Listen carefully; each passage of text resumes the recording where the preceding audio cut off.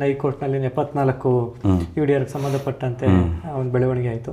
ಈಗ ಸರ್, ನೀವು ಒಬ್ಬರು ಪೊಲೀಸ್ ಆಫೀಸರ್ ಆಗಿ ನೀವು ಸಾಕಷ್ಟು ಈ ಅನಾಥ ಶವಗಳು ಅಥವಾ ಈ ರೀತಿ ಶವಗಳನ್ನ ಒಂದು ಪ್ರೊಸೀಜರ್ ಪ್ರಕಾರ ಏನು ಮಾಡಬೇಕು ಅನ್ನುವಂಥದ್ದು ಗೊತ್ತಿರುತ್ತೆ. ಸೊ ಅದು ಏನು ಆಗಬೇಕಾಗಿತ್ತು ಸರ್? ನೋಡಿ, as per Karnataka police manual act KP act ಪ್ರಕಾರ ಅನಾಥ ಶವಗಳನ್ನು ಡಿಸ್ಪೋಸ್ ಮಾಡೋದ್ರ ಬಗ್ಗೆ ಅದರದೇ ಆದಂಥ ಏನೋ ಪ್ರೊಸೀಜರ್ಸ್ ಇದೆ, ಗೈಡ್ಲೈನ್ಸ್ ಇದೆ. ಒಂದು ನಿಮ್ಮ ಅನಾಥ ಶವ ಏನಾದರೂ ಪೊಲೀಸರ ಗಮನಕ್ಕೆ ಬಂತ ಹೇಳಿದರೆ ಅದನ್ನು UDRನಲ್ಲಿ 174C 174 ಮಾಡಬೇಕು. ಆನಂತರ ಸಂಶಯಾಸ್ಪದವಾಗಿ ಇದ್ದರೆ C ಅಂತ ಮಾಡ್ಕೋಬೇಕು. ಆಮೇಲೆ ಅದರದ್ದು ಇನ್ವೆಸ್ಟಿಗೇಷನ್ ಮಾಡಬೇಕು. As a part of investigation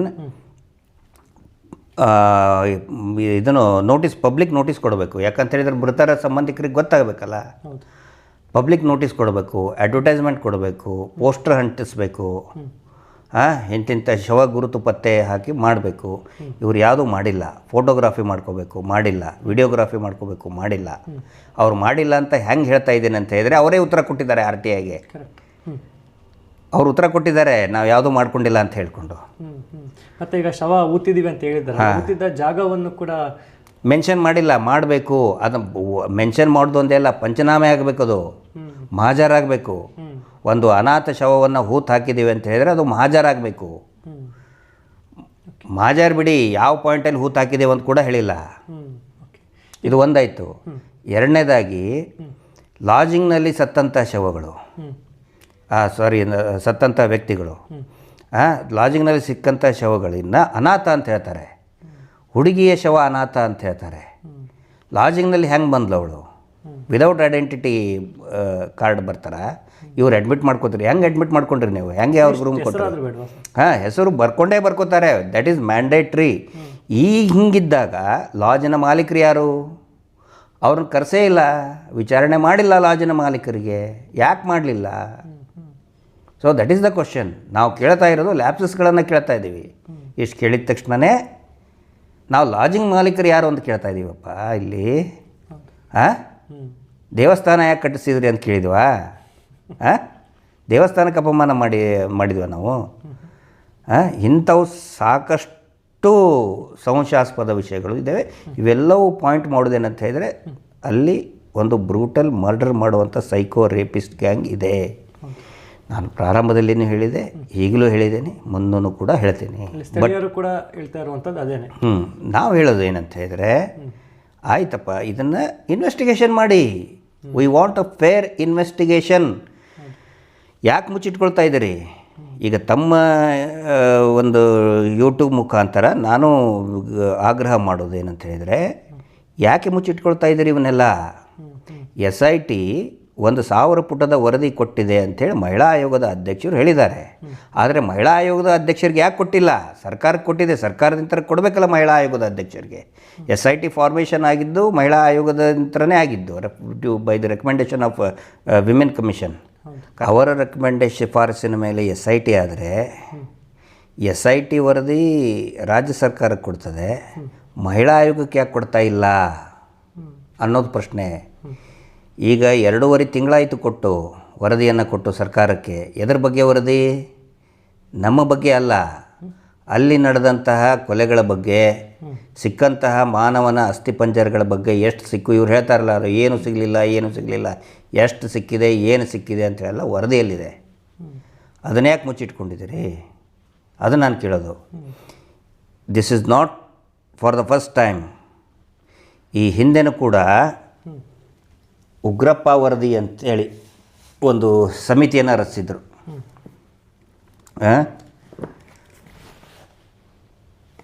ಇದು ಏನಂತ ಹೇಳಿದರೆ, ಮಹಿಳಾ ಮತ್ತು ಮಕ್ಕಳ ಮೇಲಿನ ಶೋಷಣೆ, ದೌರ್ಜನ್ಯ, ಅತ್ಯಾಚಾರ ನಿಯಂತ್ರಿಸುವ ಮತ್ತು ವರದಿ ನೀಡುವ ತಜ್ಞರ ಸಮಿತಿಯ ವರದಿ. ಇದಕ್ಕೆ ಜನರಲ್ ಆಗಿ ಉಗ್ರಪ್ಪ ವರದಿ ಅಂತ ಹೇಳ್ತಾರೆ. ಸಲ್ಲಿಸಿದ ದಿನಾಂಕ 23/3/2018. ನೋಡಿ, ಇದು ಕೂಡ ಮಾರ್ಚೆ. ಮಹಿಳೆ ಮತ್ತು ಮಕ್ಕಳನ್ನು ರಕ್ಷಿಸಿರಿ, ಮಾನವೀಯತೆ ಮೆರೆಯಿರಿ. ಇದರಲ್ಲಿ ಮಾನ್ಯ ಮುಖ್ಯಮಂತ್ರಿಗಳಾದಂಥ ಸಿದ್ದರಾಮಯ್ಯನವರು ಇದ್ದಾರೆ.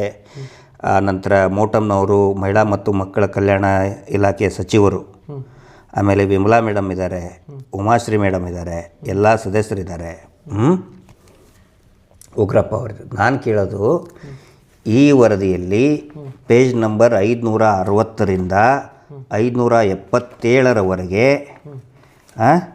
ಸಂಪೂರ್ಣವಾಗಿ ಧರ್ಮಸ್ಥಳದಲ್ಲಿ ಕಾಣೆಯಾದಂತಹ ಹೆಣ್ಣು ಮಕ್ಕಳ ಬಗ್ಗೆ, ಪುರುಷರ ಬಗ್ಗೆ ಎಲ್ಲ ರೀತಿಯಾದಂತಹ ವಿವರಣೆ ಇದೆ. ಪೊಲೀಸ್ ಅಧಿಕಾರಿಗಳು ಮತ್ತು ಯಾರು ಸಮಿತಿಯ ಸದಸ್ಯರು ಮಾಡಿದಂತಹ ಚರ್ಚೆ. ಇದರಲ್ಲಿ ಒಂದು ಗಮನಿಸಬೇಕಾದಂಥ ಅಂಶ ಅಂತ ಹೇಳಿದರೆ, ಪ್ರತಿ 3 ದಿನಕ್ಕೆ ಒಂದು ಶವ ಬೀಳುತ್ತೆ. ಅಂದರೆ ಅಧಿಕೃತವಾಗಿ ರಿಪೋರ್ಟ್, ಅನ್ರಿಪೋರ್ಟೆಡ್ ನೋಡಿದರೆ ದಿನ ಬೀಳ್ತದೆ. ನಮ್ಮ ಕಡೆ ಇರೋ ದಾಖಲೆ ನೋಡಿದರೆ ಒಂದೊಂದು ದಿನಕ್ಕೆ 6 ಶವ, ಒಂದು ದಿನಕ್ಕೆ 4 ಶವ, ಒಂದು ದಿನಕ್ಕೆ 5 ಶವ, ಒಂದೇ ದಿನಕ್ಕೆ ಒಂದೊಂದು ಕಡೆಯಲ್ಲಿ ಬಿದ್ದಿರೋದು ಇದೆ. ಹೌದು. ಸೊ ಸುದ್ದಿನೇ ಆಗಲ್ಲ. ಈ ವರದಿ ನೋಡಿ, ಪೇಜ್ ನಂಬರ್ 560ರಿಂದ ನೋಡಿ, 560ರಿಂದ 577ರವರೆಗೆ ಇದೇ ಇದೆ. ಧರ್ಮಸ್ಥಳದಲ್ಲಿ ಕಾಣೆಯಾಗೋದು ವಿತ್ ಇದನ್ನು ಹಾಕಿದ್ದಾರೆ, ಟೇಬಲ್ ಕಂಟೆಂಟ್ಸ್ ಎಲ್ಲ ಎಲ್ಲನೂ ಹಾಕಿದ್ದಾರೆ. ಇದನ್ನು ಯಾಕೆ ಪಬ್ಲಿಕ್ ಡೊಮೇನಲ್ಲಿ ತರಲಿಲ್ಲ? ಈ ಪುಸ್ತಕವನ್ನು ಯಾಕೆ ಪಬ್ಲಿಕ್ ಡೊಮೇನಿಗೆ ತರಲಿಲ್ಲ? ಸಾರ್ವಜನಿಕರ ಗಮನಕ್ಕೆ ಯಾಕೆ ತರಲಿಲ್ಲ? ಒಂದು ಪುಸ್ತಕ ಮಾಡಿ ಇಟ್ಕೊಂಡು ಕುಂತ್ಬಿಡೋದು. ಯಾರನ್ನ ರಕ್ಷಣೆ ಮಾಡ್ತಾ ಇದೆ ಸರ್ಕಾರ? ಯಾಕೆ ರಕ್ಷಣೆ ಮಾಡ್ತಾ ಇದೆ ಅವ್ರನ್ನ? ಈಗಲೂ ಕೂಡ SIT ಕೊಟ್ಟಂತಹ ವರದಿಯನ್ನು, ಅನ್ವೇಷಣೆಯ ತನಿಖೆಯ ವರದಿಯನ್ನು ಮುಚ್ಚಿಟ್ಕೊಂಡಿದ್ದಾರೆ. ದೆಹಲಿಯಲ್ಲಿ ಹೆಣ್ಣು ಮಕ್ಕಳ ಕಾಣೆ ಆಗೋದ್ರ ಬಗ್ಗೆ ಸಾಕಷ್ಟು ವರದಿ ಆಯಿತು. ಅದಕ್ಕೆ ಕಾರಣದ ಬಗ್ಗೆ ಸಂಬಂಧಪಟ್ಟಂಥ ಸರ್ಕಾರನೂ ಕೂಡ ಎಕ್ಸ್ಪ್ಲನೇಷನ್ ಕೊಡ್ತು. ಮಹಾರಾಷ್ಟ್ರದಲ್ಲಿ ದೇವೇಂದ್ರ ಫಡ್ನವೀಸ್ CM ಅವರೇ ಅದಕ್ಕೆ ಉತ್ತರ ಕೊಟ್ಟರು. ಕರ್ನಾಟಕದಲ್ಲಿ ಯಾಕೆ ಕೊಡ್ತಾ ಇಲ್ಲ?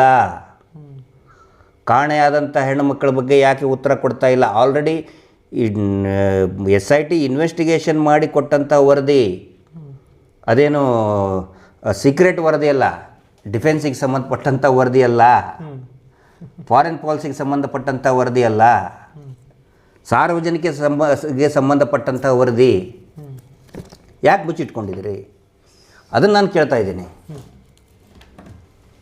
ಸರ್ಕಾರನೂ ಕೂಡ ನೋಡಿ ಯಾವ ರೀತಿ ವರ್ತನೆ ಮಾಡ್ತಾ ಇದೆ. ಯಾವುದೇ ಸರ್ಕಾರ ಇರಲಿ, ಕೇಂದ್ರ ಸರ್ಕಾರ ಇರ್ಬೋದು, ರಾಜ್ಯ ಸರ್ಕಾರ ಇರ್ಬೋದು, ನಾನು ಪಾರ್ಟಿ ಸಿದ್ಧಾಂತ ಇಟ್ಕೊಂಡು ನಾನು ಮಾತಾಡ್ತಾ ಇಲ್ಲ. ಇವತ್ತು ಮತ್ತು 74 ಡೆಡ್ ಬಾಡೀಸ್ ಬಗ್ಗೆ ಆ್ಯಕ್ಚುಲಿ ಸರ್ಕಾರ ಸಂತ್ರಸ್ತ ಪರವಾಗಿರಬೇಕು.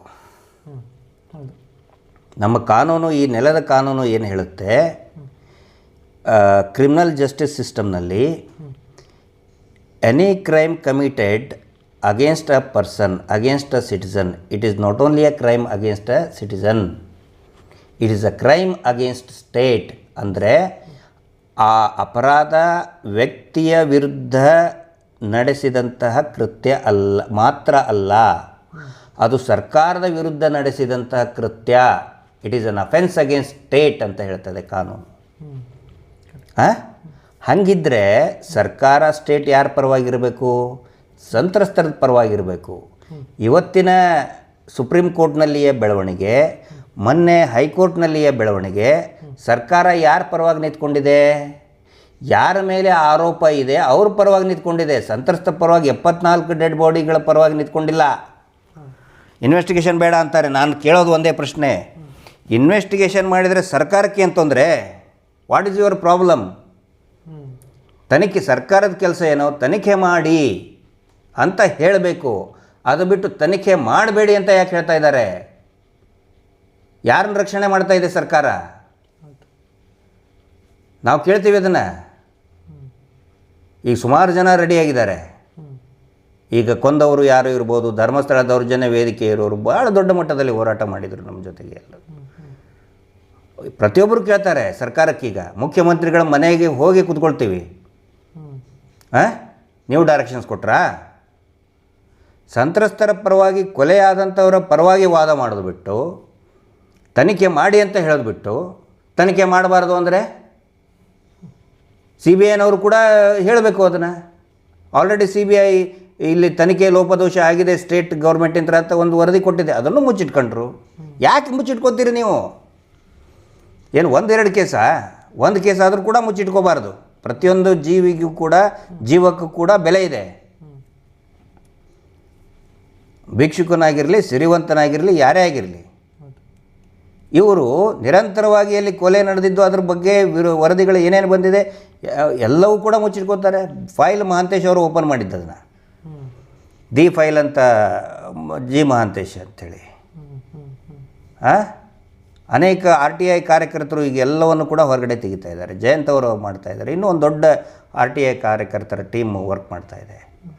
ಅಂದರೆ ಸರ್ಕಾರಕ್ಕೇನು ಜವಾಬ್ದಾರಿನೇ ಇಲ್ವಾ? ಸರ್ಕಾರಕ್ಕೆ ನ್ಯಾಯ ಬೇಡವಾ? ನ್ಯಾಯ ಸಂತ್ರಸ್ತರಿಗೆ ಸಿಕ್ಕರೆ ಅದು ಸರ್ಕಾರಕ್ಕೆ ನ್ಯಾಯ ಸಿಕ್ಕಂಗೆ. ಅಂದರೆ ಸರ್ಕಾರಕ್ಕೆ ನ್ಯಾಯ ಸಿಗೋದು ಬೇಡವಾ? ಅಂದರೆ ನೀವೆಲ್ಲ ಸೇರಿ ಇವ್ರದ್ದು ಏಜೆಂಟ್ರಂಗೆ ಕೆಲಸ ಮಾಡ್ತಾಯಿದ್ದೀರಾ? ಒಳಗಡೆ ಆಟ ಎಲ್ಲ ಗೊತ್ತಿದೆ, ಎಲ್ಲ ಗೊತ್ತಿದೆ. ಒಂದು ತಿಳ್ಕೋಬೇಕು, ನೀವು ಎಷ್ಟೇ ಲಗಾಟ ಹೊಡೆದ್ರೂ ಕೂಡ ಈ ಅತ್ಯಾಚಾರಿಗಳನ್ನು, ಪ್ರಭಾವಿ ಅತ್ಯಾಚಾರಿಗಳನ್ನು ರಕ್ಷಣೆ ಮಾಡೋಕ್ಕಾಗೋದಿಲ್ಲ.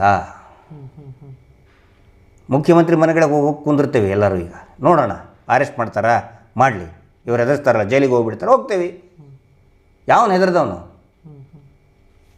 ಜೈಲಿಗೆ ಹೋಗೋಕ್ಕೆ ಯಾರು ಹೆದರ್ತಾರೆ? ಮನೆ ಸಂತೋಷ ಹೋದರು, ಹೆದರ್ಕೊಂಡು ಬಂದ್ರ, ತಲೆ ಎತ್ಕೊಂಡು ಬಂದರು, ರಸ್ತೆ ಉದ್ದಕ್ಕೂ ಅವ್ರನ್ನ ಸನ್ಮಾನ ಮಾಡಿದರು, ಸ್ವಾಗತ ಮಾಡಿದರು. ಮಾಡಲಿ, ನಮ್ಮನ್ನು ಅರೆಸ್ಟು. ಕಾನೂನು ಸಚಿವರ ಮನೆ ಮುಂದೆ ಕೂತ್ಕೊಳ್ತೇವೆ, ಗೃಹ ಸಚಿವರ ಮನೆ ಮುಂದೆ ಕೂತ್ಕೊಳ್ತೇವೆ, ಅರೆಸ್ಟ್ ಮಾಡಲಿ. ಇಡೀ ರಾಜ್ಯ ಪೂರ್ತಿ ಇದನ್ನೇ ಮಾಡಿದ್ದೀವರು. ಬಡ್ಡಿ ದಂಧೆಯಲ್ಲಿ ದಿನ ಹಣ ಬೀಳ್ತಾ ಇದೆ. ಪ್ರತಿ ಹಳ್ಳಿಗಳಲ್ಲಿನೂ ಕೂಡ ಬಡ್ಡಿ ದಂಧೆ ವಸೂಲಿ ಮಾಡಿ, ಬಡ್ಡಿ ದಂಧೆ ಮಾಡಿ, ಅದು ಏನು ಮಂಜುನಾಥ ಸ್ವಾಮಿ ಫೋಟೋ ತೋರಿಸಿ ದುಡ್ಡು ವಸೂಲಿ ಮಾಡೋದು. ದಿನ ಒಂದೊಂದು ಕೇಸ್ ಬರ್ತಾಯಿದೆ, ನಮ್ಗೆ ಕೇಳ್ತಾ ಇದ್ದಾರೆ, ಸರ್ ಹಿಂಗಿದೆ, ಹೆಲ್ಪ್ ಮಾಡಿ. ಇಲ್ಲಿ ಮಂಜುನಾಥ ಸ್ವಾಮಿನೂ ಸಂತ್ರಸ್ತರು ಅಂದ್ಕೋಬೇಕು. ಹಾಂ, ಮಂಜುನಾಥ ಸ್ವಾಮಿನೂ ಸಂತ್ರಸ್ತ ಮಾಡಿಬಿಟ್ಟಿದ್ದಾರೆ. ಶೋಷಣೆ ಮಾಡೋದು ಎಲ್ಲರೂ, ದೇವರನ್ನು ಶೋಷಣೆ ಮಾಡಿದ್ದಾರೆ. ಮತ್ತು ಕೋರ್ಟಲ್ಲಿ ಹೇಳೋದು, ಒಂದು ಇದಕ್ಕೆ 20 ಲಕ್ಷ ರೂಪಾಯಿ ಕೊಟ್ಟು ದುಬಾರಿ ವಕೀಲರನ್ನು ಕರೆಸಿ, CV ನಾಗೇಶನ್ ಕರೆಸಿ, ನೋಡಿ ನಾವು ಸಂತ್ರಸ್ತರು ಓ ಅಂತ ಹೇಳೋದು. ಬಾಬಾ ಭಯಂಕರ ಕ್ರಿಮಿನಲ್. ಆಯಿತು, ನೋಡೋಣ ಏನೇನಾಗುತ್ತೆ, ನೋಡೋಣ. ನಾವಿದ್ದೀವಿ. ನಾವು ಯಾವ ಕಾರಣಕ್ಕೂ ಕೂಡ ಈ ಶೋಷಣೆ ಸಾಮ್ರಾಜ್ಯ ಕೆಡುವವರೆಗೂ ಕೂಡ ಸುಮ್ಮನೆ ಇರಲ್ಲ. ಸೋಮನಾಥ್ ನಾಯಕರದ್ದು ಇದರಲ್ಲಿ ಮೊನ್ನೆಗೆ ಕ್ರಿಮಿನಲ್ ಸಮನ್ಸ್ ಬಂತು, ಇಶ್ಯೂ ಆಯಿತು. ಮೊದಲನೇ ಬಾರಿಗೆ ಸರ್ ಒಬ್ಬರು ಪೊಲೀಸ್ನವರು ಸಮನ್ಸನ್ನು ಕೊಡೋದಕ್ಕೆ ಆರ್ಡರ್ ಆಗಿರೋದು. ಅಲ್ಲ, ಮುಂಚೆನೂ ಆಗಿದೆ, ಬಟ್ ಈಗ ತೀವ್ರ ಕ್ರಿಮಿನಲ್ ಕೇಸಾಗಿ ಅದಾಗಿದೆ. ಚೀಟಿಂಗ್ ಕೇಸ್ ಆಗಿದೆ. ಚೀಟಿಂಗ್, ಸರ್ಕಾರದ ಜಮೀನು ಒಳಗೆ ಹಾಕ್ಕೊಂಡು ಕಂಪೌಂಡ್ ಕಟ್ಟಿ, ಈ ಕಂಪೌಂಡ್ ಜಿಗಿದು ಆಸ್ಪತ್ರೆ ಸೇರ್ಕೊಂಡಿದ್ದಾರೆ. ಅದು ನಿಜನಾ ಸುಳ್ಳ ಸರ್? ಸಾಕಷ್ಟು ವೈರಲ್ ಆಗ್ತಾ ಇದೆ. ಏನಂತ? ಈಗ ಆಸ್ಪತ್ರೆಗೆ ಸೇರ್ಕೊಂಡು. ನಿಜ ಅದು. ನಾವು ಕೇಳೋದು ಅದನ್ನ ಯಾಕೆ ಮುಚ್ಚಿಡ್ತೀರಾ? ಆಸ್ಪತ್ರೆ ಸೇರೋದೇನು ಮುಚ್ಚಿಡೋ ಸಂಗತಿ ಏನ್ರಿ ಅದು? ಇನ್ನೂ ಯಾರಾದರೂ ಹೋಗಿ ಕದ್ದು ಬಾರಿಗೆ ಹೋಗಿ ಕುಡ್ಕೊಂಡು ಬಂದರೆ ಮುಚ್ಚಿಡ್ತಾರೆ, ಯಾರಿಗೆ ಹೇಳಬೇಡ ಅಂತೇಳಿ. ಆಸ್ಪತ್ರೆಗೆ ಹೋದರೆ ಅವ್ರಿಗೆ ಬೇಕಾದಂಥ ಬೆಂಬಲಿಗರು ಹೋಗ್ತಾರೆ, ಕೇಳ್ತಾರೆ, ಅಥವಾ ಮುಚ್ಚಿಡೋದು ಯಾಕೆ? ಭಯ ಕಾಡ್ತಾ ಇದೆ. ಭಯ ಕಾಡ್ತಾ ಇದೆ. ಆಮೇಲೆ ನಾನು ಅದೊಂದು ಪೋಸ್ಟು ಇದು ಮಾಡಿದ್ದು ತುಂಬ ಇದನ್ನಾಗಿದೆ, ವೈರಲ್ ಆಗಿದೆ. 9 ಲಕ್ಷಕ್ಕಿಂತ ಜಾಸ್ತಿ ಜನ ನೋಡಿದ್ದಾರೆ ಅದನ್ನ. ಹತ್ತತ್ರ 1 ಮಿಲಿಯನ್ ತನಕ ಬಂದಿದೆ. ಅಯ್ಯೋ, ಅವ್ರಿಗೆ ವಯಸ್ಸಾಗಿದೆ, ಹಂಗೆ ನೀವು ಬರಿತೀರಾ ಅಂತ ಅವರು ಬೆಂಬಲಿಗರು ಹೇಳ್ತಾ ಇದ್ದಾರೆ. ನಾನು ಕೇಳೋದು, ಆನೆ ಮಾವತನಿಗೆ ವಯಸ್ಸಾಗಿದ್ದಿಲ್ವಾ?